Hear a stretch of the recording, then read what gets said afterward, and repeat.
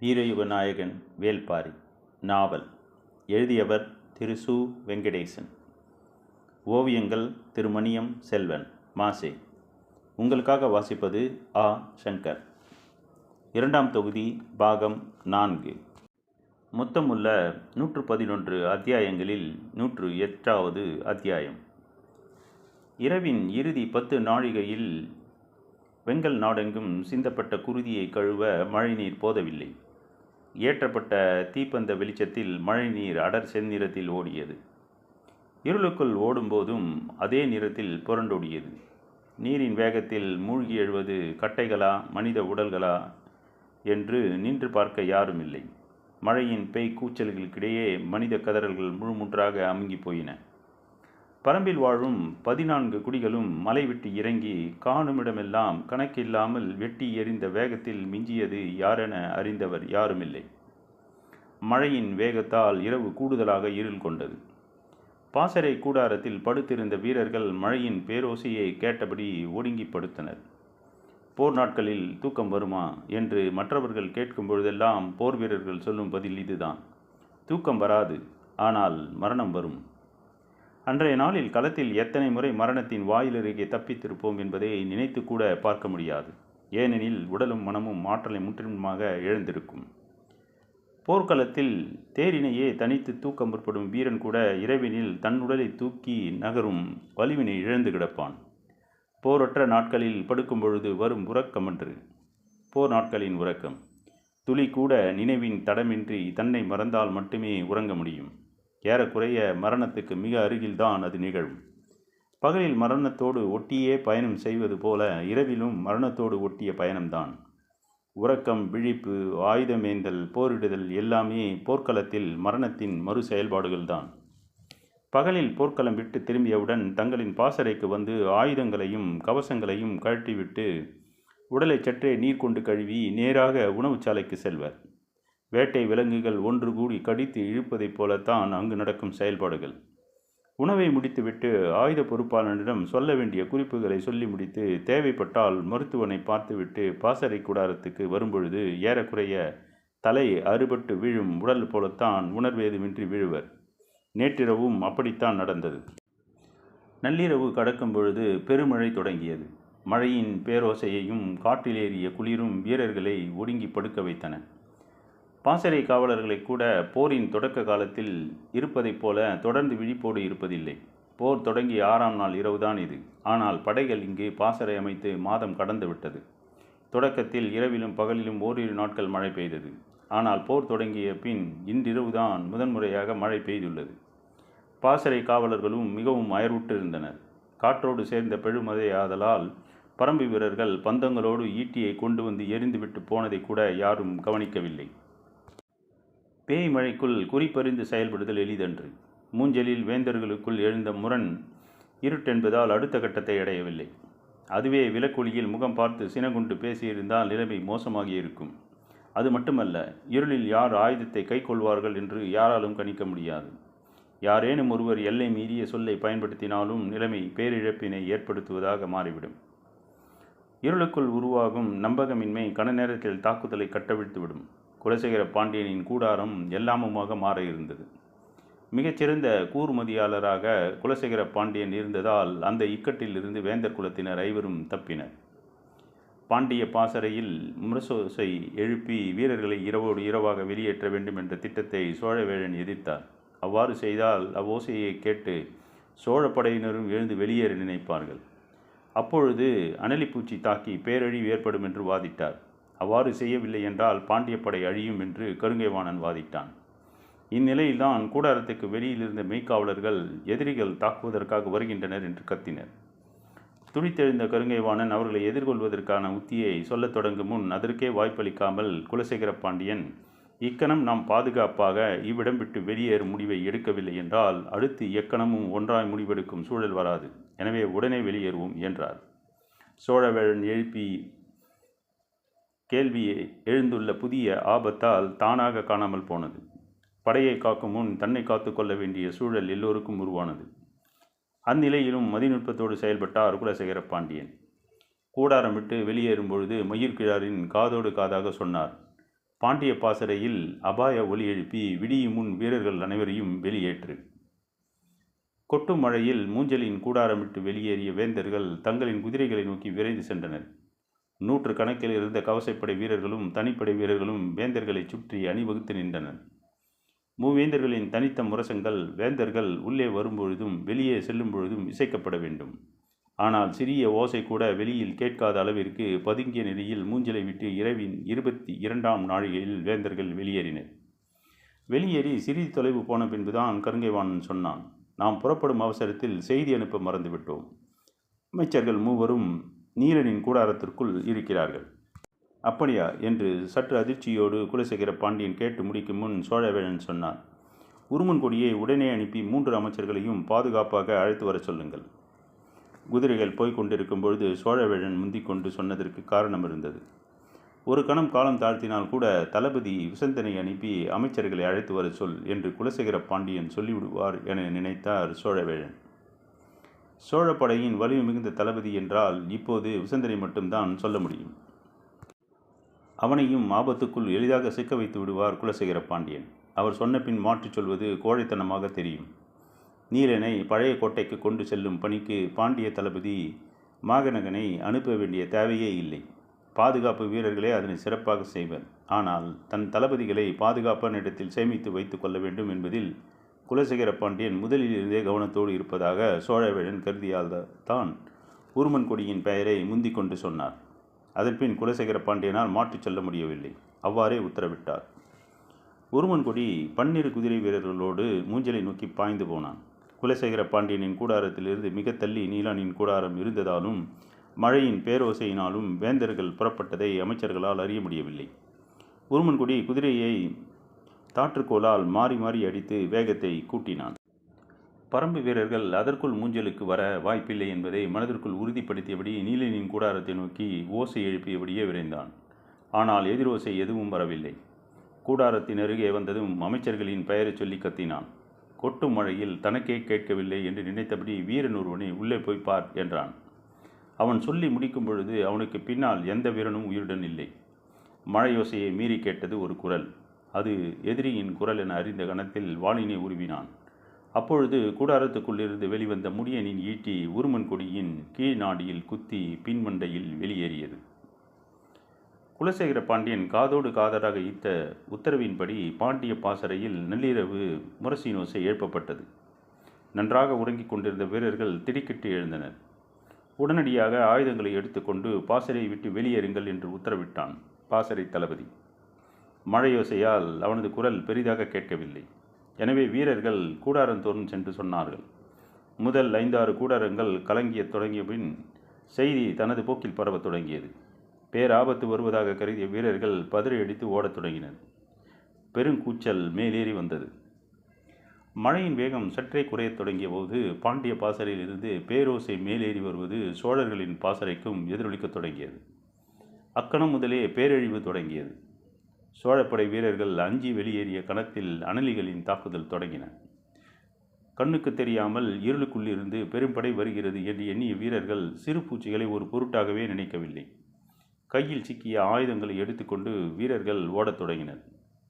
நாகக்கரடு இருக்கும் மேற்கு திசைதான் எதிரிகள் இருக்கும் ஆபத்தான திசை என்பதால் கிழக்கு திசை நோக்கி ஓடத் தொடங்கினர்.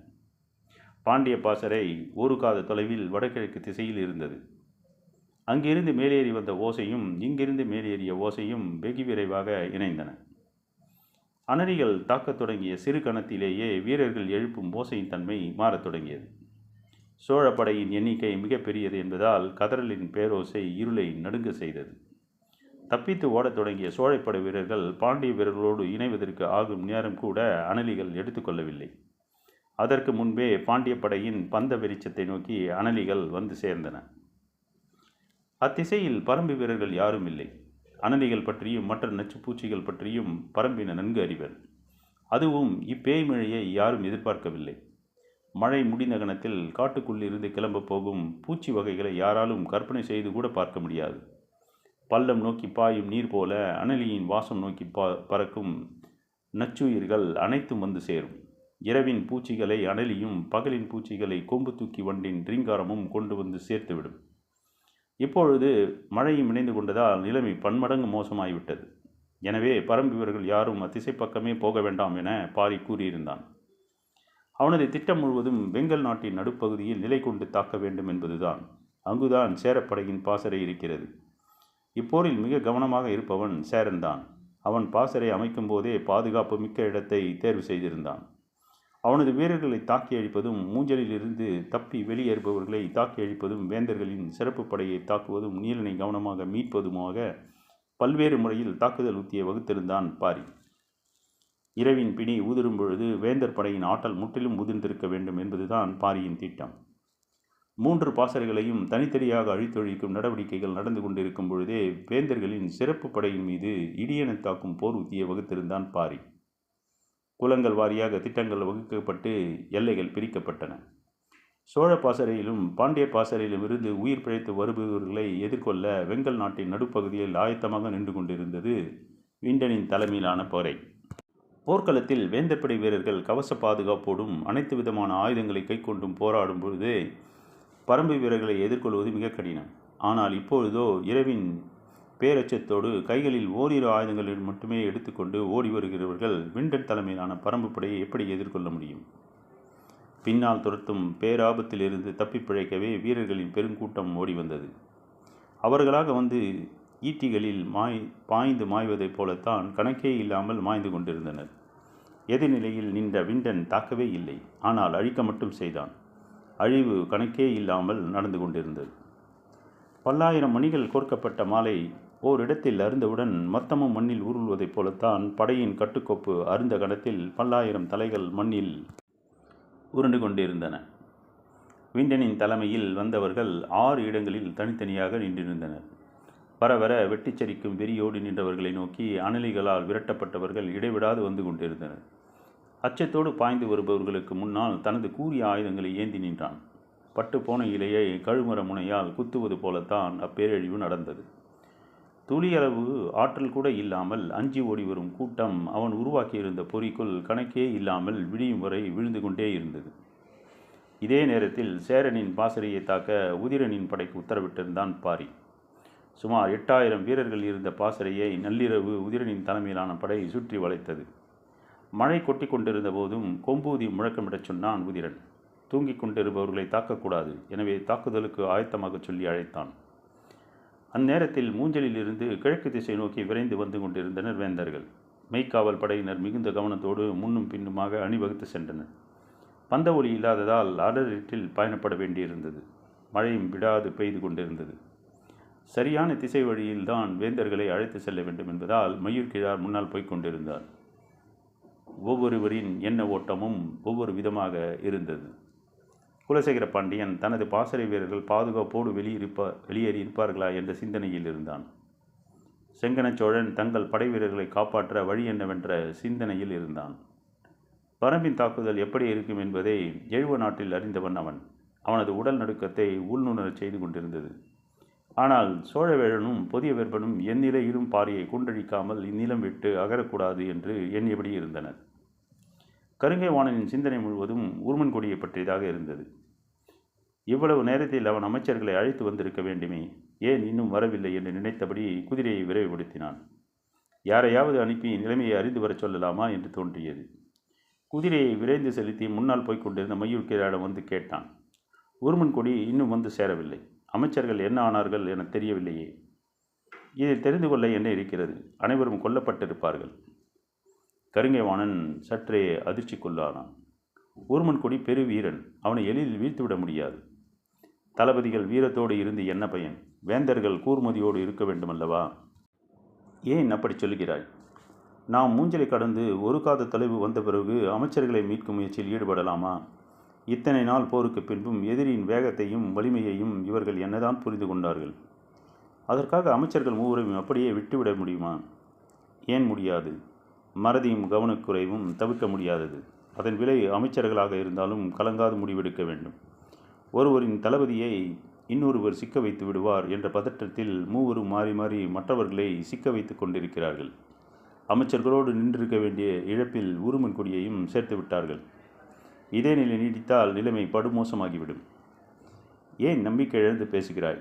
மழையையும் மீறி கேட்டது கருங்கைவாணனின் குரல். போர்க்களத்தில் 2 செயல்பாடுகள் தான் உண்டு. ஒன்று தாக்கி அழிப்பது, இல்லையெனில் தப்பி பிழைப்பது. நாம் முதல் கட்டத்தின் இறுதி நிலையில் வந்துவிட்டோம். எனவே 2வது கட்டம் பற்றிய சிந்தனை தானாகவே மேலெழுகிறது என்று கூறிய மயூர் கிழார் தொடர்ந்து சொன்னார். ஊர்மன் கொடி கொல்லப்பட்டிருந்தால் அடுத்து ஒரு பொழுதுக்குள் நாம் தாக்கப்பட்டு விடுவோம். அப்படியா சொல்கிறாய்? எத்திசையிலிருந்து தாக்குதல் வர வாய்ப்பு இருக்கிறது. அதுதான் தெரியவில்லை. எனது கணிப்புப்படி இந்நேரம் சோழ படையும் பாண்டிய படையும் பேரழிவை கண்டிருக்க வேண்டும். உதயஞ்சேரல் தன் தளபதி துடும்பனை அனுப்பி அவனது பாசறையில் இருக்கும் வீரர்களை வெளியேற்றும்படி கூறியுள்ளான். இல்லையே, துடும்பன் நம்முடன் தானே இருந்தான். மூஞ்சலிலிருந்து புறப்படும் பொழுது நம்முடன் இருந்தான். இடையில் அவனை பாசறைக்கு சேரவேந்தர் அனுப்பி வைத்து விட்டார். சொல்லும் பொழுது இடியோசையால் நிலம் நடுங்கியது. மிக அருகில் விழுந்திருக்க வேண்டும். குதிரைகள் மிரண்டு கனைத்தன. நாம் இப்பொழுது எத்திசையில் எதை நோக்கி போய்க் கொண்டிருக்கிறோம்? எது பாதுகாப்பானது என கேட்டான் கருங்கைவாணன். குதிரையை மழையின் தன்மைக்கு ஏற்ப எவ்வளவு முடியுமோ அவ்வளவு விரைவெடுத்தபடியே மயூர்கிழார் சொன்னார். உண்மையை சொல்வதாக இருந்தால் எனக்கு எதுவும் புரிபடவில்லை. பரம்பில் வாழும் 12 குடிகளும் கீழிறங்கிவிட்டன என்ற பின் நாம் எத்திசையில் பயணப்படுவது என்றே விளங்கவில்லை. பாரி எப்பக்கம் இறங்கியிருப்பான் என்பதை சிறிதும் முன்னுணர முடியவில்லையா? முடியவில்லை. இருளின் எல்லா திசைகளிலும் பரம்பு வீரர்கள் இருக்க வாய்ப்புண்டு. அதே போல பரம்பின் படையணி எல்லாவற்றிற்குள்ளும் பாரி இருப்பதற்கான வாய்ப்பு உண்டெனவே கருதுகிறேன். சொல்லும் பொழுது உடல் உள்ளுக்குள்ளும் நடுங்கி மீண்டது. இருள் எங்கும் பாரியால் நிரம்பியிருந்தது. அப்படியென்றால் நாம் இப்பொழுது என்ன செய்ய வேண்டும்? இப்பொழுது இடியோடு இறங்கிய மின்னல் ஒளியில் எதிரிகள் நமது கூட்டத்தை தெளிவாக பார்த்திருப்பார்கள். எனவே நம்மை நோக்கி அவர்கள் விரைந்து வர வாய்ப்புண்டு. நாம் ஏதாவது ஒரு மறைவிடத்தில் தங்க முடியாதா? இன்றிரவை மட்டும் கழித்து விட்டால் போதும். காலையில் நிலைமையை வேறு விதத்தில் எதிர்கொண்டு விடலாம். நானும் அதைத்தான் சிந்தித்துக் கொண்டிருக்கிறேன். மறைவிடம் என்று ஏதுமில்லை. எனது அரண்மனைக்கு போவதாக இருந்தால் நாமே ஆபத்தில் போய் சிக்கிக்கொள்கிறோம் என்று பொருள். ஏனெனில் வடதிசையில் காரமலைக்கு மிக அருகில் உள்ளது எனது அரண்மனை. இந்நேரம் பரம்பு வீரர்கள் அங்கு இறங்கியிருப்பார்கள் என்று சொன்னவர் குதிரையை விரைவுபடுத்தியபடி, எனக்கு தெரிந்த ஒரே ஒரு வாய்ப்பு மிக விரைவாக பயணப்பட்டு காட்டாற்றை கடப்பதுதான் என்றார். அங்கு என்ன வகையான பாதுகாப்பு ஏற்பாடு இருக்கிறது? இம்மழைக்கு காட்டாற்றில் நீர் பெருக்கெடுத்து ஓடும்.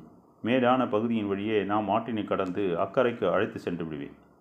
அக்கறையில் செவ்வரி மேட்டின் பக்கம் போய்விட்டால் போதும். நாம் இரவில் எந்தவித ஆபத்து குறித்தும் அச்சப்பட தேவையில்லை.